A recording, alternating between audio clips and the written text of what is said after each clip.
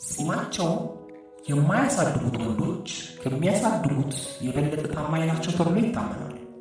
ነገር ግን በሳቢነት ደረጃ ጺማቸውን የሚያሳድጉት ወንዶች በዳሰሳ ጥናቶች መሰረት ጺማቸውን ከማያሳድጉት የበለጠ ማራኪ ናቸው። በወንዶች ላይ በተደረጉ የሥነ ልቦናዊ ጥናቶች መሰረት ሸሚዝ የሚለብሱ ወንዶች ቲሸርትን ከሚለብሱ ወንዶች የበለጠ ማራኪ ናቸው።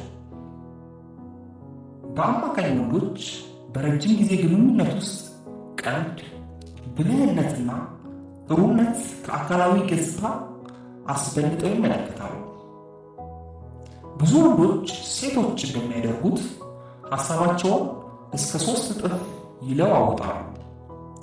እንዲሁም ወንዶች ከሴቶች ይልቅ ድንገተኛ ውሳኔዎችን በብዛት ይወስናሉ።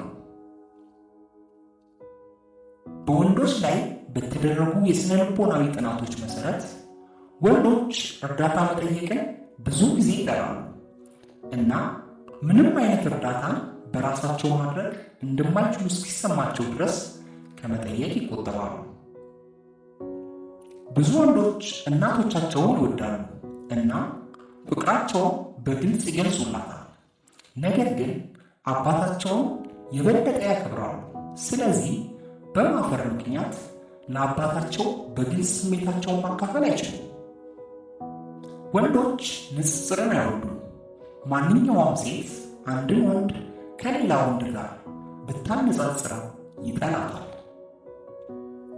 ሴት ልጅ በምትተኛበት ጊዜ አንድ ወንድ ካቀፋት በዚያ ጊዜ እሱ ለዘላለም የእሱ እንድትሆን እየተመኘ ነው።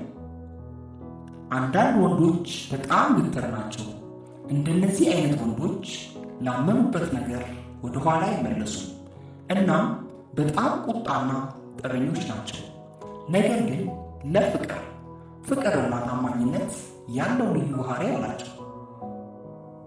በወንዶች ስነ ልቦናዊ እውነታ ጥናት መሠረት አንዳንድ ወንዶች ከሴት ልጅ ይልቅ ለቤተሰብ ኃላፊነት ጥልቅ ስሜት አላቸው። ልክ እንደ ሴት ወንዶችም ይቀናሉ። ማንኛውም ወንድ ልጅ ሴትን ከወደደ ከሌላ ወንድ ልጅ ጋር ስትስቅ ካየ በእርግጠኝነት ቅናት ይሰማዋል። በወንዶች ውስጥ አይን አፋርና የተረጋጋ ተፈጥሮ ያላቸው አብዛኞቹ ወንዶች እንደ ሰዓሊ ወይም ዘፋኝ ያሉ አርቲስት ናቸው። በጥናቶች መሠረት አብዛኞቹ ወንድ ልጆች እንደ አባታቸው መሆንን ይፈልጋሉ። ወንድ ልጅ በፍቅር ሲወድቅ በእውነተኛ ፍቅሩ ፊት ማንኛውንም ነገር ማድረግ ይችላል።